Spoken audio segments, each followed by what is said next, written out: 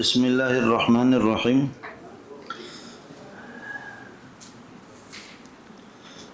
باب ما جاء فی سنن الوضوء، وضو کی سنت مولانا۔ سنت کا معنی یہاں پر طریقہ کے ہے۔ الطریقۃ المعہودۃ الثابتۃ عن النبی صلی اللہ علیہ وسلم، وہ طریقہ جو معہود اور مشہور ہو، جو نبی پاک صلی اللہ علیہ وسلم سے ثابت ہو۔ سنت کا معنی یہاں پر ہے، اور معنی یہی معنی یہاں مراد ہے۔ الطریقۃ المعروفہ الثابتۃ عن النبی صلی اللہ علیہ وسلم، اگر معہودہ نہیں سمجھتے تو الطریقۃ المعروفۃ الثابتۃ عن النبی صلی اللہ علیہ وسلم۔ اس معنی کے اعتبار سے سنت عام مطلق ہے، جو نفل کو بھی شامل ہے، سنت مؤکدہ کو بھی شامل ہے، سنت غیر مؤکدہ کو بھی شامل ہے، فرض کو بھی شامل ہے، واجب کو بھی شامل ہے۔ یہ بالمعنی العام ہے۔ سنت کا یہ معنی عام مطلق ہے۔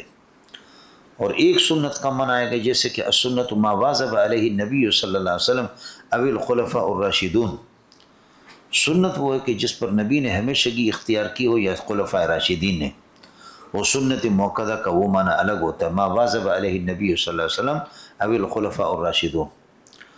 سنت کبھی فرض کے معنی میں آتے ہیں، جیسے کہ آپ پڑھیں گے وسن رسول اللہ صلی اللہ علیہ وسلم، وسن رسول اللہ صلی اللہ علیہ وسلم العشر فیما سقط السماء، بارانی زمینوں پر بارانی جو زمینیں ہیں ان میں عشر کو آپ نے سنت قرار دیا، تو وہ سن رسول اللہ فرض کے معنی میں۔ اور سنت کبھی واجب کے معنی میں، جیسے کہ آپ کو یاد ہے کہ یہاں آپ نے پڑھا رسول پاک صلی اللہ علیہ وسلم پیشاب کے لیے چلے گئے، اور حضرت عمر رضی اللہ تعالیٰ نے لوٹے میں پانی لے کر کے آپ کے لیے آپ حاضر ہو گئے، تو فرمایا کہ ما ھذا یا عمر یہ کیا ہے؟ قال ماء تتوضأ به، یہ پانی ہے کہ جس سے آپ وضو بنائیں گے۔ تو حضرت نے فرمایا کہ ما امرت ان اتوضأ کلما بلت، ما امرت ان اتوضأ کلما بلت، میں جب بھی پیشاب کروں چھوٹا پیشاب تو مجھے حکم نہیں ہے کہ وضو بناؤں۔ وضو لازم ہو جاتا ہے اس وقت جب کہ نماز کا وقت داخل ہوتا ہے، اور نماز کا وقت داخل نہیں، ابھی اگر کوئی 11 بجے 10 بجے پیشاب کیا تو کیا وضو اس پر لازم ہے؟ کوئی لازم نہیں ہے۔ تو ما امرت ان اتوضأ کلما بلت۔ آگے فرمایا کہ لو فعلت ذلك، اگر میں محمد اس طرح کر لوں، ہمیشہ وضو بناؤں، تو لکانت سنتاً، تو یہ سنت بن جائے گا۔ اس سنت کا معنی واجبتاً ہے۔ خلاصہ یہ نکلا کہ سنت بمعنی واجب، لو فعلت ذلك لکانت سنتاً ای واجبتاً۔ سنت بمعنی فرض، وسن رسول اللہ صلی اللہ علیہ وسلم العشر فیما سقط السماء، یا فرض کے معنی میں۔ اور سنت اللہ کو بلا کر نوافل کے معنی میں بھی آتا ہے، اور سنت کبھی مکروہ تنزیہ کے معنی میں بھی آتا ہے۔ سنت مکروہ تنزیہ کو بھی شامل ہے۔ مثلا 8-9 توجیہات میں نے آپ سے عرض کیا تھا کہ نبی نے کھڑے ہو کر کے پیشاب کیے، تو ان طریقوں میں سے 8-9 جوابوں میں سے ایک جواب یہ ہے کہ کھڑے ہو کر آپ نے پیشاب کیے بیان جواز کے لیے، اور بیان جواز کے لیے جب آپ نے کھڑے ہو کر کے پیشاب کیے تو یہ مکروہ تنزیہ تو ہے، اور مکروہ تنزیہ بھی جائز ہی ہوتا، الکراہیۃ تنزیہ لا تنافی الجواز، تو یہ بھی ایک سنت ہے، آپ کا معنی ثابت ہے آپ سے۔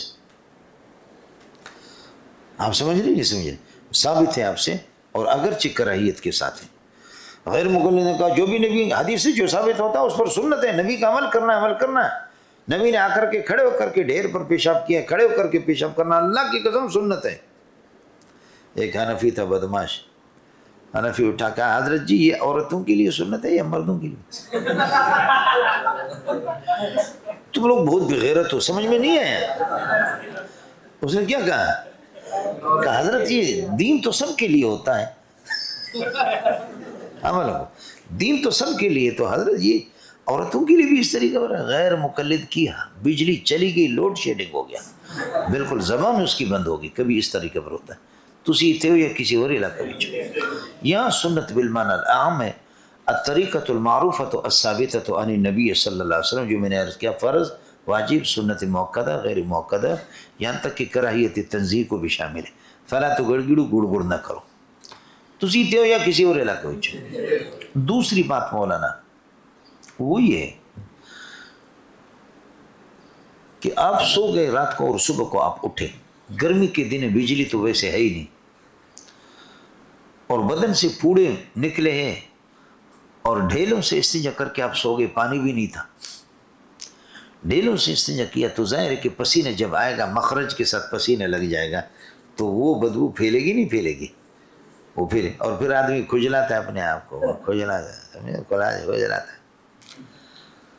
تو اب آپ کا ہاتھ یہ کہ گندی گندی جگہوں میں لگا ہے، سمجھے؟ اسلام آباد قومی اسمبلی، صوبائی اسمبلی، وہاں ہاتھ آپ کا لگ گیا۔ تو اب اٹھ کر کے ایک بڑا سا ٹھپ ہے پانی سے بھرا ہوا، آپ اس سے کسی برتن سے پانی لے کر کے پہلے ہاتھوں کو دھوئیں گے، یا یہ کہ اس میں آپ ہاتھ ڈال سکتے؟ تو مسئلہ سمجھو۔ امام احمد رحمۃ اللہ علیہ اور ظاہریہ کا مذہب یہ ہے کہ علی الاطلاق جب بھی آپ نیند سے اٹھے تو آپ اپنے ہاتھوں کو دھونا واجب ہے۔ اذا استيقظ احدكم من منامه فلا يغمسن يده في الاناء حتى يغسلها ثلاثا فانه لا يدري اين باتت يده۔ جب بھی کوئی تم میں سے اپنی نیند سے بیدار ہو جائے تو فلا یغمسن یدہ، اپنے ہاتھوں کو پانی کے اندر ڈبو نہ دے، داخل نہ کر دے، حتی یغسلها ثلاثا، 3 مرتبہ۔ معلوم نہیں ہے کہ فإنه لا يدري أين باتت يده، معلوم نہیں کہ ہاتھوں نے رات کہاں گزارے ہیں، کلفٹن کے پاس گزرا ہے یا یہ کہ کہاں پہ، فیکٹری کے پاس، یا یہ کہ سامنے جو اللہ آپ کو بھلا کریے کہ کیا ہے گارڈ ہے اور اس کے ساتھ جو اسٹوڈنٹ ہے ان کے ساتھ گزارا، کوئی پتہ نہیں آدمی کو۔ ہو گیا مولانا؟ آپ حضرات علماء بنی اسرائیل نیند سے جب اٹھے ہاتھوں کو ہرگز داخل نہ کر دے، یہ نہیں ہے، نہیں موقت بانو تاکہ سخیلہ۔ فلا یغمسن، یہ حدیث میں ہے جس کو لکھنے کی ضرورت نہیں، فلا یغمسن یدہ فی الاناء حتی یغسلها ثلاثا۔ اب ہاتھوں کو داخل کرنا بغیر دھوئے یہ حرام ہے، حرام کی ضد کیا ہے؟ واجب ہے، لہذا دھونا واجب ہوگا۔ چونکہ آپ لوگوں نے اصول فقہ کا کھانا خراب کیا تو اس بات کو سمجھو، اگر کسی چیز کے ایجاب کا حکم ہوتا ہے تو اسی امر ایجاب سے اس کی ضد جو ہے نا وہ حرام ہو جاتی ہے، اور اگر کسی چیز کی حرمت کا نہیں آ جاتی ہے اگر حرمت پر، تو اس کی ضد خود بخود اللہ کا کیا ہے واجب ہو جاتی ہے۔ اگر یہ حرام ہے، منطوق حرام ہے، تو غیر منطوق خود بخود واجب ہے۔ اقیم الصلاۃ، نماز پڑھ لو، نماز پڑھنا واجب ہے، لہذا ترک صلاۃ حرام ہے۔ آتو زکوٰۃ دے دو، یہ واجب امر آ گیا، لہذا ترک زکوٰۃ حرام ہوگا۔ سمجھتا ہے؟ یہ آپ نے دیکھا الامر بایجاب الشیء، ایجاب کو جو یوجب تحریم ضد ہی، اس کا ضد حرام ہو گیا، ترک صلاۃ اور ترک زکوٰۃ۔ سمجھتا ہے؟ اب آ جاؤ، نہیں آ گیا کسی چیز کے کہ یہ نہیں ہے،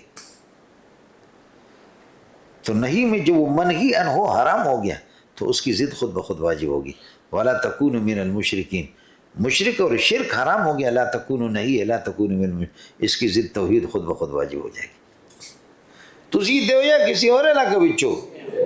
اب آ گیا اِذَا اسْتَيْقَظَ أَحَدُكُم مِّن مَّنَامِهِ فَلَا يَغْمِسَنَّ يَدَهُ، یہاں فَلَا يَغْمِسَ آ گیا، دوسری روایت میں فَلَا يَغْمِسَنَّ يَدَهُ فِي الْإِنَاءِ، جب نیند سے اٹھ گیا فَلَا يَغْمِسَنَّ يَدَهُ فِي الْإِنَاءِ، برتن میں داخل نہ کرے، حتیٰ یغسلها ثلاثا، یہاں تک کہ 3 مرتبہ دھوئے، فَإِنَّهُ، اس لیے کہ یہ آدمی سونے والا لا یدری این باتت یدہ، اس کو کوئی معلوم نہیں کہ رات کہاں گزاری اس کے ہاتھوں نے، متفقون علیہ۔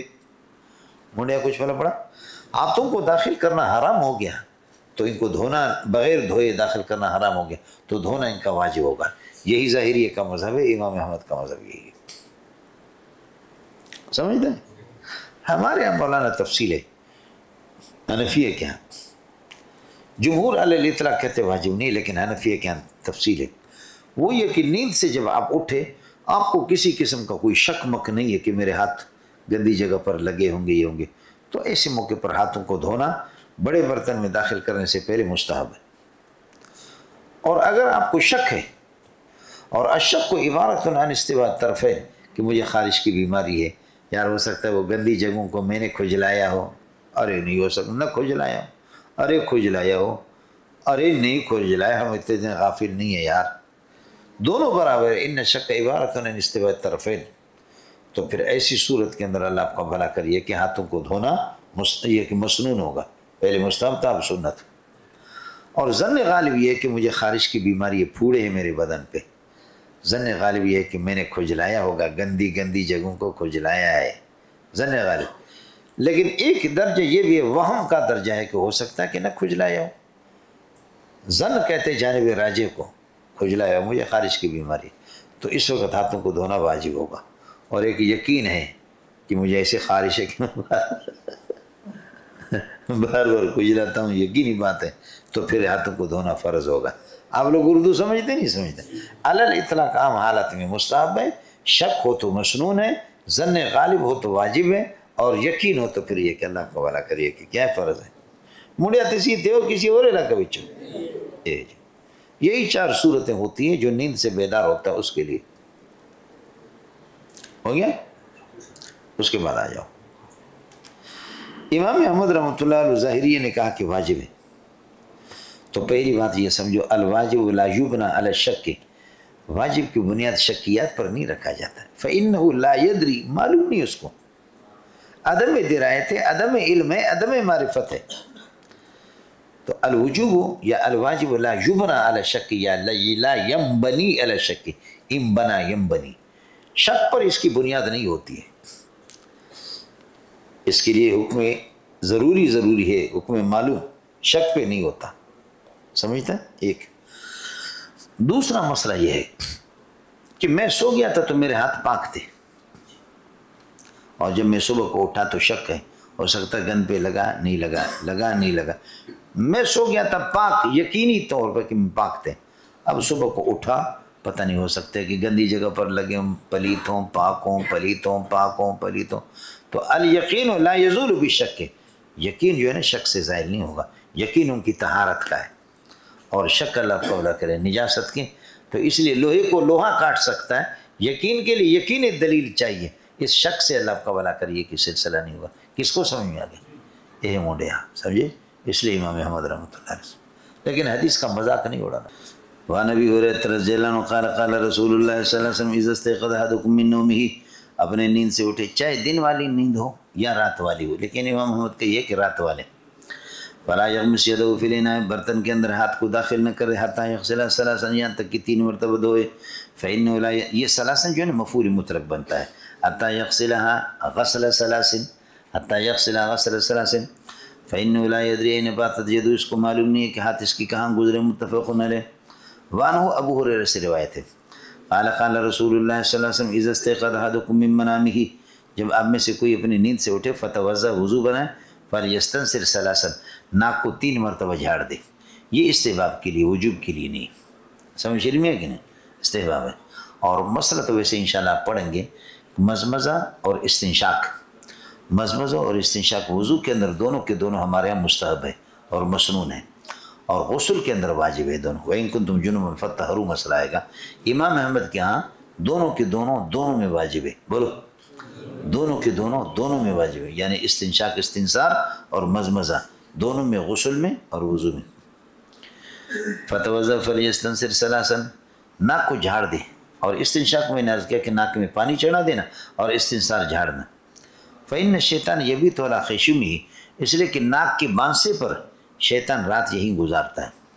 ایک تو یہ کہ واقعتاً النصوص تحمل علی ظواہرها، نص اپنے ظاہر پر معمول ہے، جیسے کہ اپنے عقائد میں پڑھا، العقائد للنصفی، یہ شرع عقائد، یہ اپنے ظاہر پر ہے، ہمیں معلوم نہیں ہے اس کی کیفیت کو، اللہ ہی جانتا ہے کہ شیطان واقعی ناک میں رات گزارتا ہے، ناک کے بانسے پر، اور اس کی بنیادی وجہ ہے کہ یہ دیکھیں کہ برے قسم کے خیالات اور وساوس وہ ناک کے ذریعے سے انسان کے دماغ میں داخل کرتا ہے، ہوتا ہے مولانا، آدمی جب خواب سے اٹھتا ہے تو پھر آپ دیکھیں کہ ناک بند ہوتا ہے، جو بوجھ سا ہوتا ہے، اور یہ برے خیالات جو ہے نا، وہ یہی شیطان برے خیالات ناک کے ذریعے سے دماغ کے اندر منتقل کرتا ہے، ایک یہی معنی ہے، حقیقی معنی ہے۔ دوسرا یہ ہے کہ نہیں، ناک کو جھاڑ کر کے صاف کر دو، اس کی بنیادی وجہ ہے کہ یہ ریزش اور گند اس میں جمع ہو گیا، اور جب آدمی کے ناک بند ہو جاتا ہے تو آپ دیکھیں عبارت بھی نہیں سمجھتا، مطالعہ کو بھی دل نہیں لگتا، اور اللہ آپ کا بھلا کرے، طبیعت کے اندر یہ ہے کہ طبیعت بوجھل بن جاتی ہے، اور طبیعت پر بوجھ آ جاتا ہے، اور نصوص کو آدمی سمجھتا نہیں ہے۔ خلاصہ یہ نکلا کہ یہ پھر کیا ہے، یہ بد فہمی سے اشارہ ہے کہ اگر ناک کو آپ جھاڑیں گے نہیں، اس کو صاف نہیں کریں گے، تو پھر یہ کہ بد فہمی، آپ یہ کہ سمجھ نہیں پائیں گے نصوص کو اور پڑھنے میں، گویا کہ شیطان نے یعنی ناک کے ذریعے سے گویا کہ کیا ہو گیا، یہ ناک میں گند ثابت ہو گیا، اس کی وجہ سے آپ قرآن و سنت کی فہم سے اور ان کی بصیرت سے آپ یہ کہ محروم ہیں۔ تو دونوں معنوں میں فرق ہے مول صاحب۔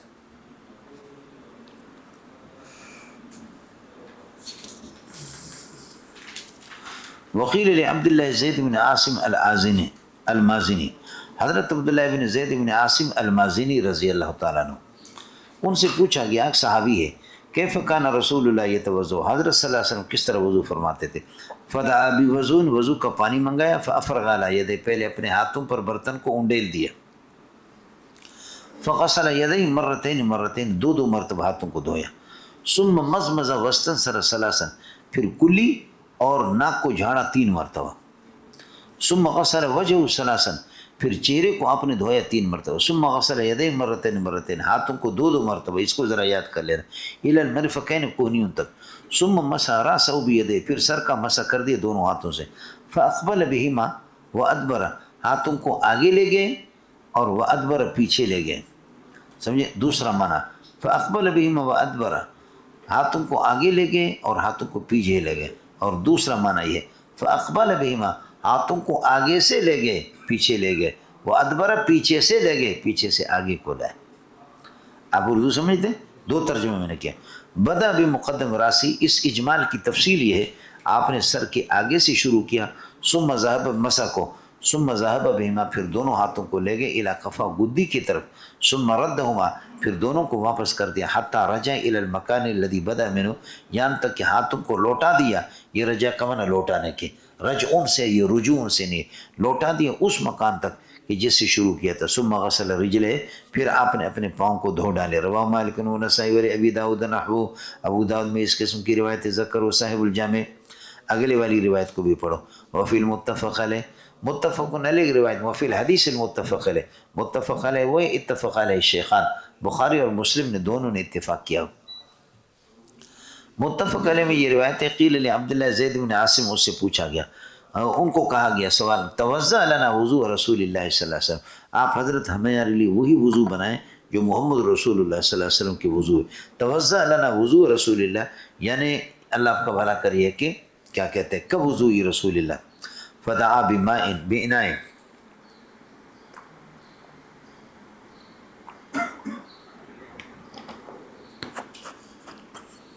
حضرت عبداللہ بن زید بن عاصم المازنی نے پانی منگایا، فاکفا منہ علی یدہ، آپ نے اپنے ہاتھوں پر ڈال دیا، فغسلہما ثلاثا، 3 مرتبہ، ثم ادخل یدہ، پھر ہاتھ کو داخل کیا دائیں کو، فاستخرجہا، برتن میں، اور نکال کر کے اسے، فمزمز واستنشق من کف واحد، مزمزہ اور استنشاق ایک ہاتھ سے کیا، ففعل ذلك ثلاثا، 3 مرتبہ، ثم ادخل یدہ، پھر ہاتھ داخل کیا، فاستخرجا، پھر اس کو برتن سے نکالا، فغسل وجهه ثلاثا، 3 مرتبہ، ثم ادخل یدہ فاستخرج، فغسل یدہ الی المرفقین مرتین، آپ نے ہاتھوں کو مرفقین تک مرتین دھویا، ثم ادخل یدہ فاستخرجها، پھر ہاتھ کو داخل کیا، پھر اس کو نکالا، فمسح براسہ، سر کا آپ نے مسح کیا، فاقبل بیدہ وادبر، ہاتھوں کو آگے لے گئے اور پیچھے لے گئے، یا آگے سے پیچھے کو لے گئے، پیچھے سے آگے، ثم غسل رجلہ الی الکعبین، ثم قال هكذا كان وضوء رسول اللہ صلی اللہ علیہ وسلم، پھر فرمایا کہ یہی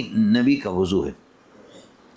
وفی روایت فاقبل بہما وادبر، بدا بمقدم راسہ، سر کے ابتدا سے شروع کیا، ثم ذهب بہما الی کفاہ، پھر ہاتھوں کو لے گئے گدی کی طرف، ثم ردہما، پھر ان کو لوٹایا، حتی رجع الی المکان الذی بدا منہ، یہاں تک اس مقام پہ پہنچا کہ یہاں سے شروع کیا، ثم غسل رجلہ، پھر پاؤں کو دھویا۔ وفی روایت فمزمز واستنشق، مزمز اور استنشاق کیا، واستنثر ثلاثا بثلاث غرفات من ماء، اور 3 مرتبہ آپ نے اس ناک کو جھاڑا 3 چلوں سے 3۔ وفی اخرى، یعنی وفی روایت اخرى، ایک اور روایت میں فمزمز واستنشق من کفۃ واحدۃ، ایک ہاتھ سے مزمزہ اور استنشاق آپ نے کیا۔ ففعل ذلك ثلاثا، 3 مرتبہ۔ وفی روایت للبخاری فمسح راسہ، آپ نے سر کا مسح کر دیا، فاقبل بہما وادبر مرۃ واحدۃ، 1 مرتبہ، ثم غسل رجلہ الی الکعبین، پھر ایڑیوں تک، اللہ آپ کو بھلا کریے کہ آپ نے اپنے، اللہ آپ کو بھلا کرے، ان کو پاؤں کو دھویا۔ وفی اخرى لہو، اور ایک اور روایت ہے، فرماتے فمزمز واستنثر ثلاث مرات من غرفۃ واحدۃ، ایک ہی چلو سے اور ایک ہی ہاتھ سے آپ نے مزمز اور استنشاق 3 مرتبہ کی۔ وعن عبداللہ ابن عباس قال توضأ رسول اللہ صلی اللہ علیہ وسلم مرتن حضرت نے ایک مرتبہ وضو کیا ولم یزد علی ذا رواه البخاری وعن عبداللہ ابن زید ان نبی صلی اللہ علیہ وسلم توضأ مرتين آپ نے دو مرتبہ بھی کیا رواه البخاری وعن عثمان انه توضأ بالمقاعد فقال مقاعد ایک جگہ ہے آپ نے وضو بنایا عثمان نے فقال الا اریکم وضو رسول اللہ کیا میں نبی پاک صلی اللہ علیہ وسلم کے وضو تمہیں نہ دکھاؤں جی دکھا دو فتوضأ ثلاثا تین مرتبہ آپ نے وضو بنایا رواه مسلم مولانا حضرت اقدس صلی اللہ علیہ وسلم سے کئی قسم کے وضو ثابت ہیں الوضو مرتن اعضاء وضو کو ایک مرتبہ دھونا لیکن بشرطے کہ کوئی جگہ خشک ہونے نہ پائے اعضاء وضو کو ایک مرتبہ دھونا جیسے کہ یہ آگے اور الوضو مرتين دو مرتبہ دھونا الوضو ثلاث مرتين اعضاء وضو کو تمام کو تین مرتبہ دھونا سوائے مسح کے سمجھے تین چوتھا الوضو مرتن مع المرتين بعض اعضاء کو ایک مرتبہ اور بعض کو دو الوضو مرتن مع المرتين سمجھے اور الوضو مرتين مع ثلاث مرات بولو الوضو مرتين مع ثلاث مرات اور الوضو مع مرتين وثلاث مرات بولو الوضو مع مرتين وثلاث ایک مرتبہ اور پھر دو مرتبہ بعض اعضاء کو بعض کو تین سمجھ شریف میں ہے کہ نہیں آیا مسئلہ سمجھ مولانا الوضو مرتن مع المرتين وثلاث مرات آپ سمجھے نہیں سمجھے یہی جانے دا اور ایک ہی ہے کہ اللہ آپ کا بھلا کرے بعض کو ایک مرتبہ بعض کو دو مرتبہ بعض کو تین مرتبہ اس طریقہ پر کرنا کچھ بولا پڑ گیا مولانا تو یہ تقریباً 7 صورتیں بنتی ہے حضرت اقدس صلی اللہ علیہ وسلم کے وضو کے ترمذی شریف میں آپ پڑھیں گے منڈیا کچھ بولا پڑا یہ دوسری بات یہ سمجھو آپ نے دیکھا کہ ہم نے پانی لے لیا منہ میں ڈالا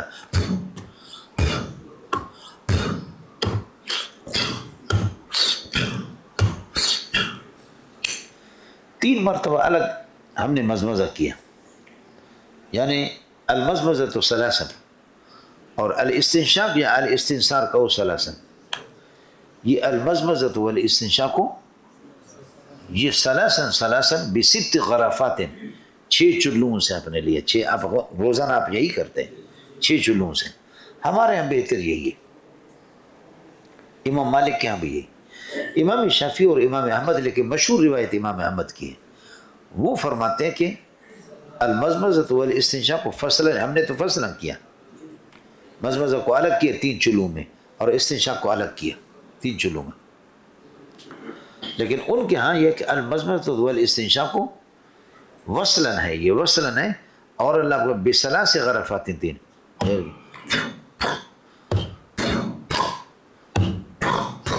ناک میں بھی ڈالا منہ میں ڈالا تو ان کے یہاں 3 ہے وصلاً یہاں روایتیں آپ کے سامنے کئی آ گئی مولانا آپ نے دیکھا کہ مزمزہ وسطن ثلاثاً یہ بالکل اللہ آپ کا بھلا کرے 393 جو روایت ہے اور حدیث نمبر 3 ہے مزمزہ وسطن ثلاثاً یہاں بھی آ گیا اگلی والی روایت میں دیکھو 394 والے فمزمزہ وسطن شک من کف واحد ایک ہاتھ سے ففعل ذلك ثلاثاً یہاں بھی آ گیا آپ لوگ اردو سمجھتے نہیں سمجھتے تیسری روایت میں اس کے بعد بھی وفی روایت فاقبل میں اس میں بھی فمزمزہ وسطن شک من کفۃ واحدۃ ففعل ذلك ثلاثاً یہ بھی آ گیا فمزمزہ وسطن ثلاث مرات من غرفۃ واحدۃ آخر میں آ گیا یہ بھی آ گیا ہاں بلنگو کچھ بلا پڑ گیا تو امام احمد اور امام شافعی رحمۃ اللہ علیہ یہی ہے اللہ تعالیٰ آپ حضرات کو عمر دے دے ابو داؤد میں آپ پڑھیں گے